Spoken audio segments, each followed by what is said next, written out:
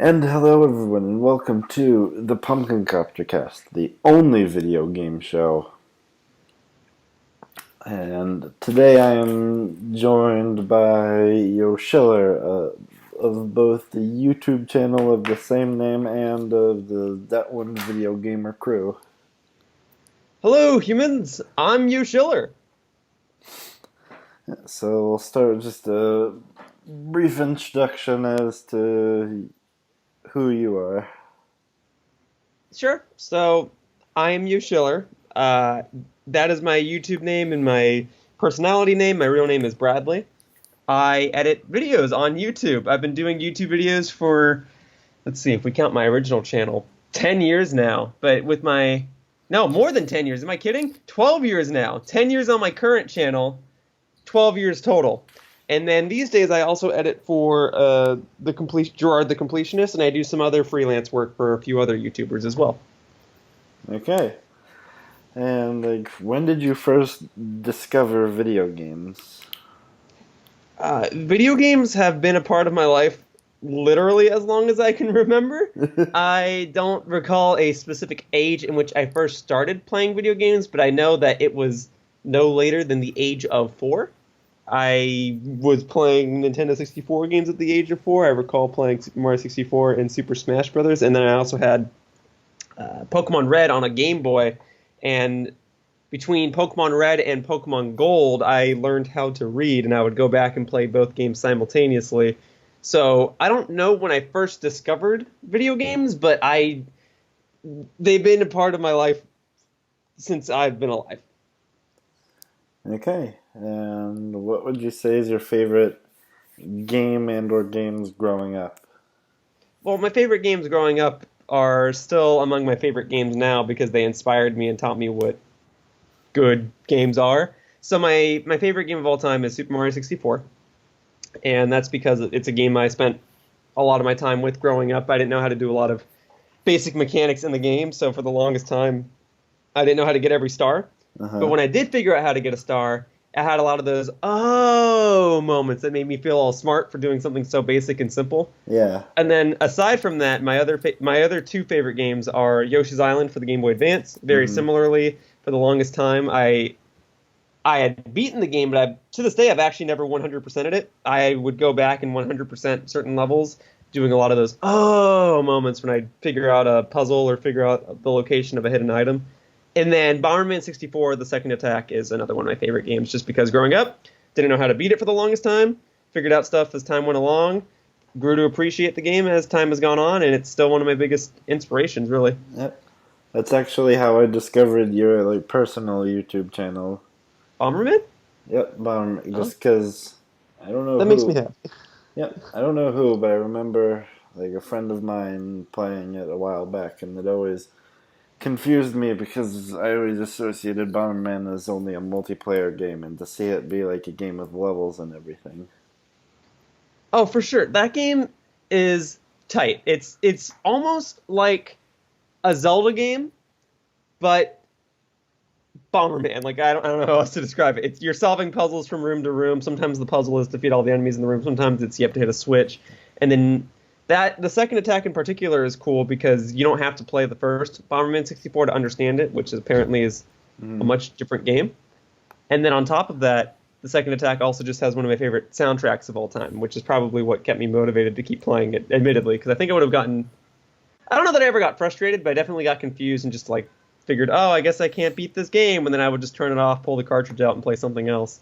And then eventually I would go back and play it again. Point is, I'm glad you know me for playing that game, because I feel like more people should know that game, because it is freaking tight.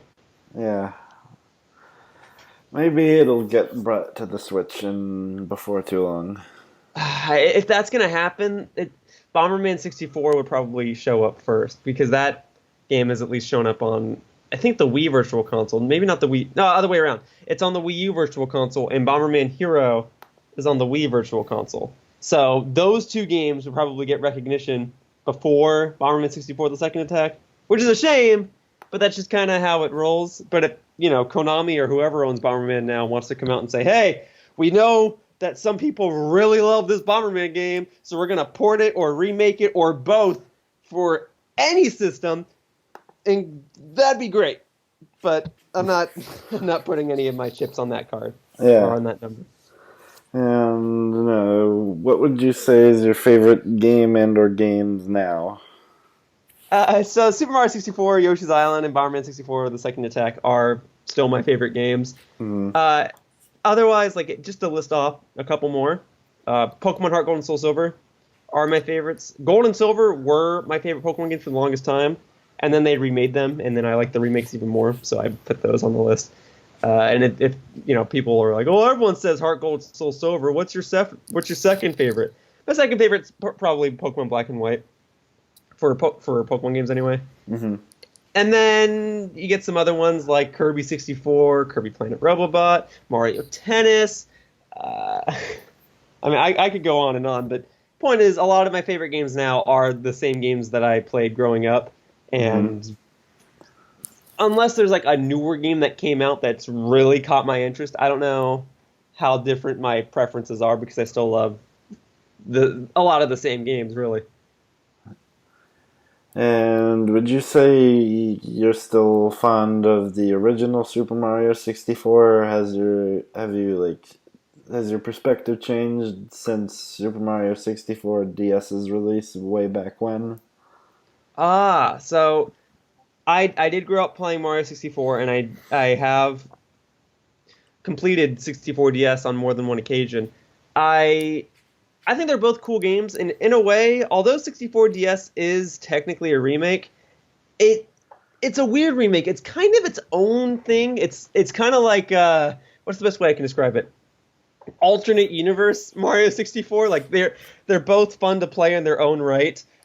They have many similarities, but there's some things that I think the original does better, and some things that I think the remake does better. So for reasons like those, I enjoy playing them in isolation. Which one do I like more? I think I still like the original Mario 64 more, if not simply for a lot of those oh moments and the whole idea of being able to do almost any level at any time versus the DS version whose main gimmick is using the proper character at the proper time. I kind of like the freedom and range that the original Nintendo 64 game had because the whole point or the whole reason I enjoy that game so much is because I was able to feel smart about the way that I did things, maybe not necessarily the way that the game wanted me to. The DS version kind of restricts you a little bit in that regard, and I think that's the main reason I would enjoy the original one more. Okay. So, you know, if you were like at a panel at like a PAX or a similar video game convention, and like, what's the type of introduction you would give to your specific YouTube channel? Oh, so okay.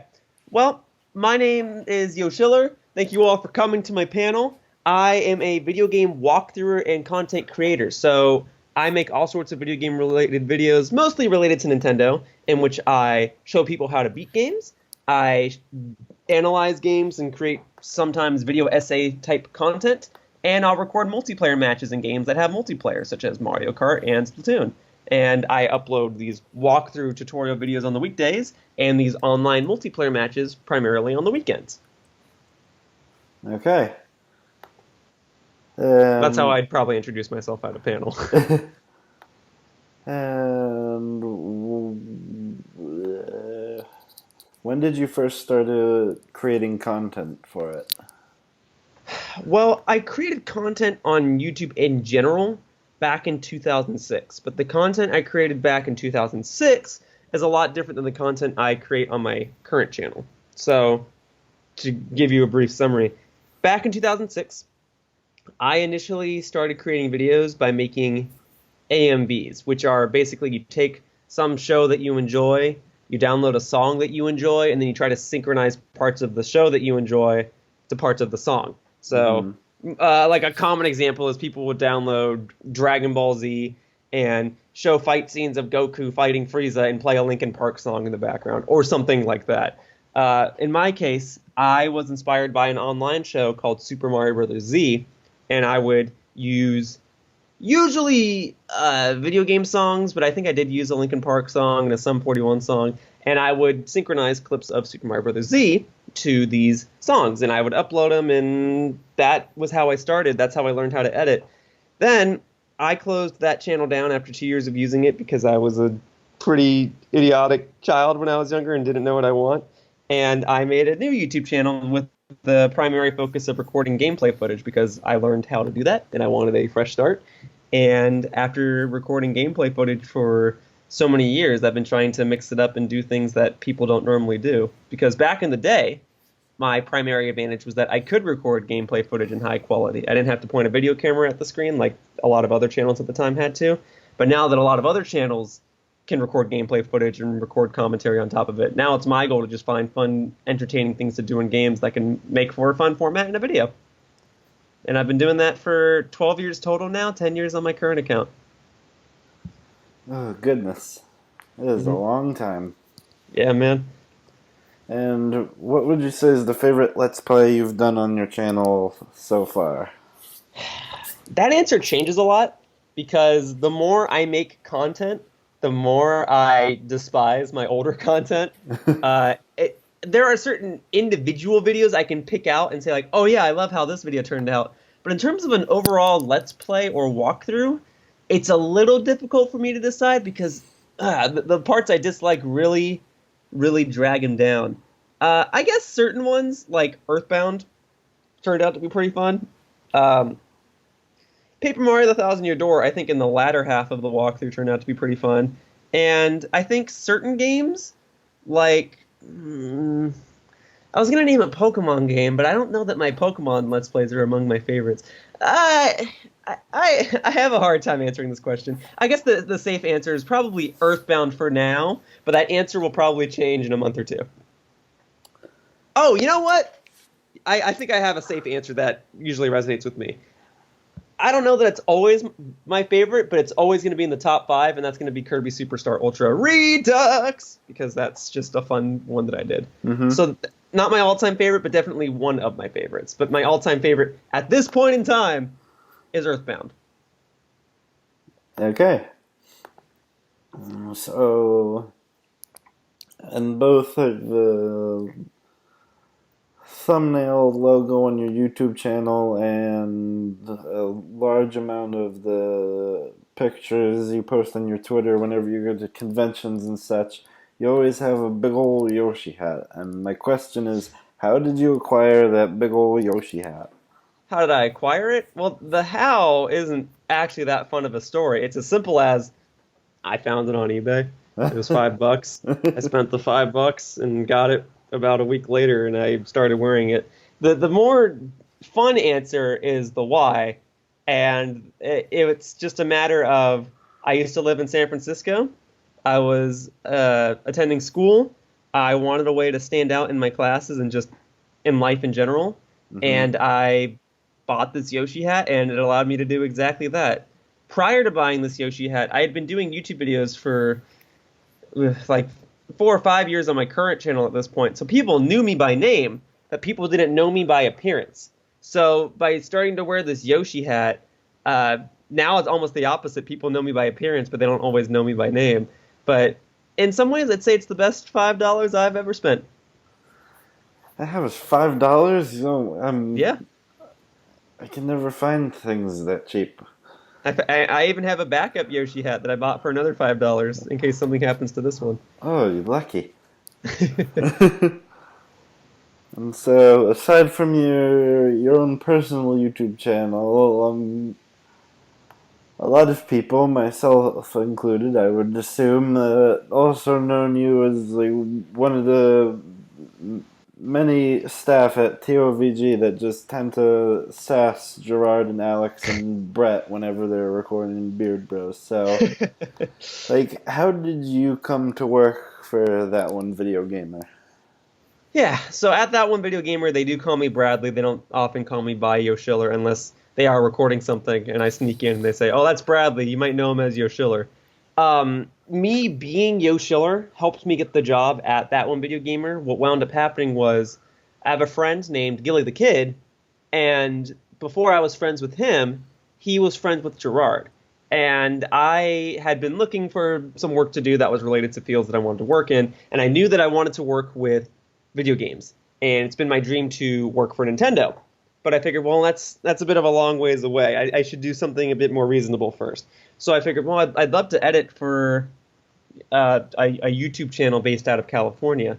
So I reached out to Gilly the Kid and said, hey, do you know if Gerard the Completionist is looking for any editors? And Gilly's like, I don't know, I could ask. And Gilly sent my resume to Gerard. And sure enough, one day Gerard was actually looking for an editor. And he goes, all right, let me try out this Bradley guy. And then he interviewed me. And then I was hired on the spot right after the interview. Huh. And being Yoshiller allowed me to prove that I was a video editor. That's how that ties in. I was able to say, yeah, I've been doing YouTube videos for 8, 10 years. And so he saw that and was like, oh, all right, yeah, you know your stuff. Welcome aboard. Okay. And, as someone who doesn't know, who knows exactly nothing about, like, some of the more, like, complicated aspects of YouTubery, like, just, all the sorts of editing bits and bops that can sometimes go into a video, what does a typical day of work, like, for you, look like in the TOVG office? Yeah. So I do work at That One Video Gamer, much like a traditional job. I work there Monday to Friday. About 10 a.m. to 6 p.m. is roughly our hours. Sometimes I have to work a little later. Sometimes we show up a little earlier, but those are the average hours. And what basically happens is I'll come in, I'll go to my computer, maybe I'll fill up my water bottle before I go to my computer, but otherwise I'm at my computer and I edit the projects that I have to work on for the week. And the primary thing that I edit at That One Video Gamer is the video that comes out on Wednesdays for the Completionist channel. Mm-hmm. The Completionist has videos that go out Wednesdays and Saturdays. Usually, the Saturday videos are reserved for main episodes of the Completionist. So we just did one on Golden Sun, and we're about to do one on Pikmin 2. And a couple weeks back, we did one on Wario Land Shake It, and so on and so forth. And sometimes I edit them. Like I edited Wario Land Shake It, but usually I edit the videos that go out on Wednesdays. And Wednesday videos are primarily dedicated to a different show Gerard has called Completionist New Game Plus. Mm-hmm. Sometimes the Wednesday videos are top 10s. Sometimes the Wednesday videos are brand deal videos, like mini review videos that we have to do. Sometimes they're an experimental show that we might be doing, like Defend It or Battle Square.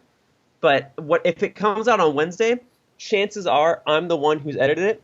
Although the Saturday editor, Patrick, he's sometimes swapped places with me. So sometimes I'll do the Saturday video, sometimes he'll do the Wednesday video. But my main line of work is to make sure that we have a video ready for Wednesday. So when I go into the office, I see what the project is. So, for example, I recently did Sonic Adventure.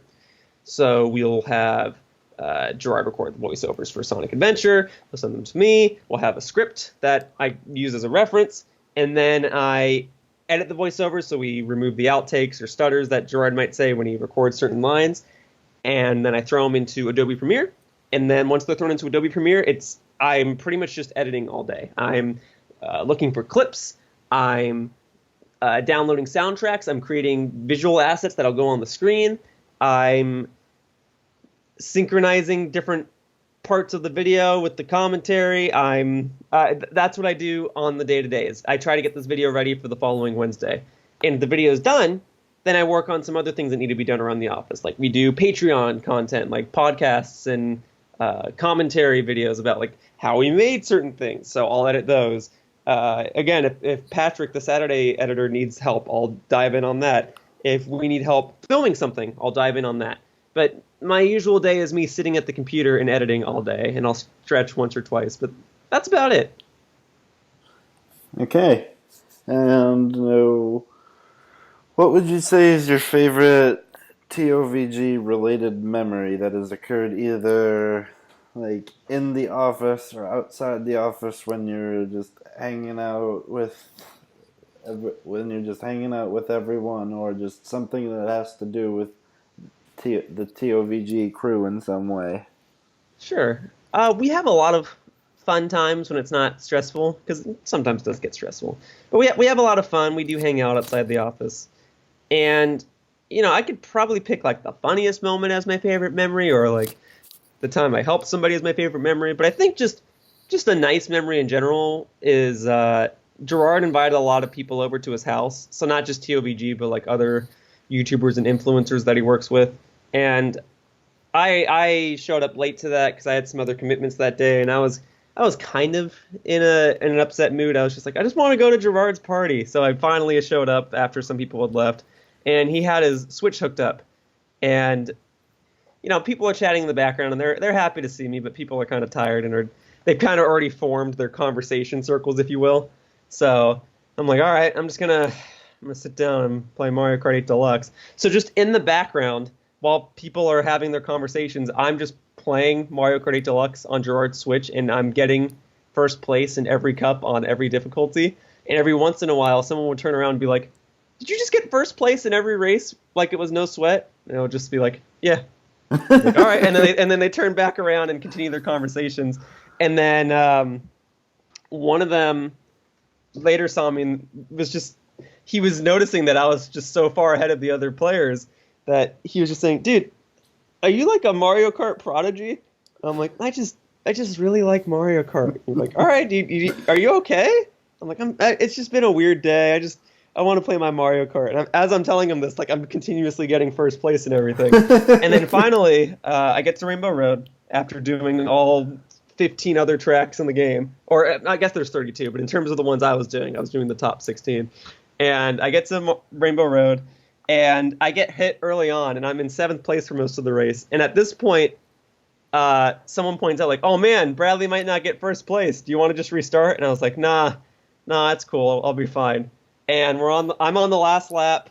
I'm still in 7th place, and I think I get triple bananas and a red shell as my items.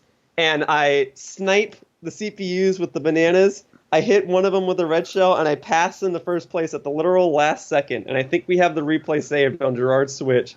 And everyone got up and started applauding. And I think Davis from the Warp Zone just like casually walked up, gave me a kiss on the head, and then walked back. And I just remember dying of laughter because everyone's like, "Oh my effing goodness! Like I can't believe Bradley like pulled that out." And I was like, "Yeah, man, I just want to play some Mario Kart." So that's probably my favorite memory because I can recall it so well. But there are plenty of funnier things that have happened with this office. That's just a good memory that comes to mind. That made my day a lot better. Okay.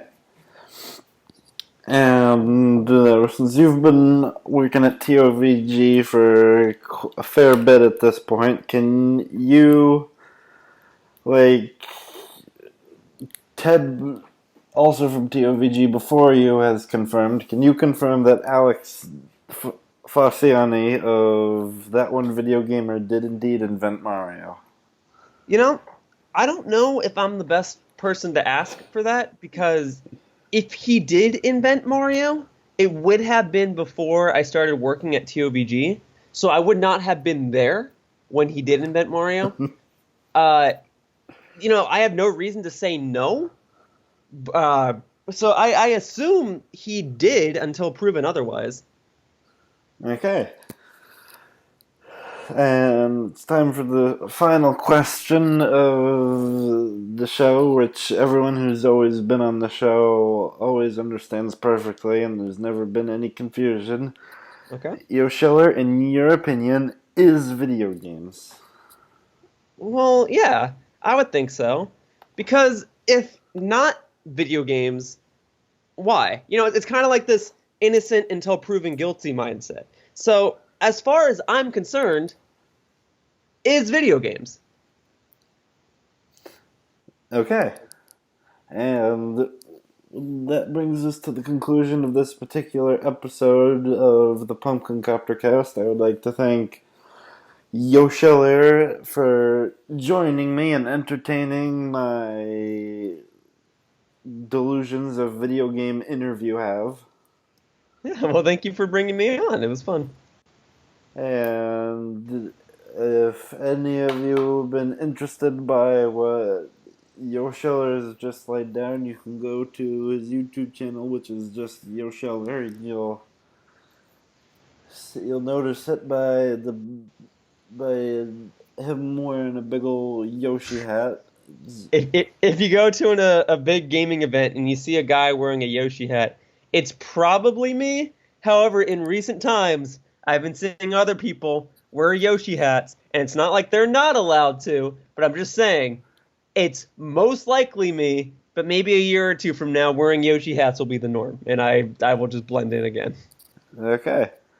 So yeah, be sure to give him a subscribe, and if any of the -7 people listening to this have enjoyed my content, you can subscribe to the Pumpkin Copter Cast, the only video game show. If for some reason you want to, you could also follow me on the Twitters at tgorman83. And yeah, this has been the Pumpkin Copter Cast. And as I say at the end of every show, have a gourd day. Bye bye, humans. Whoosh.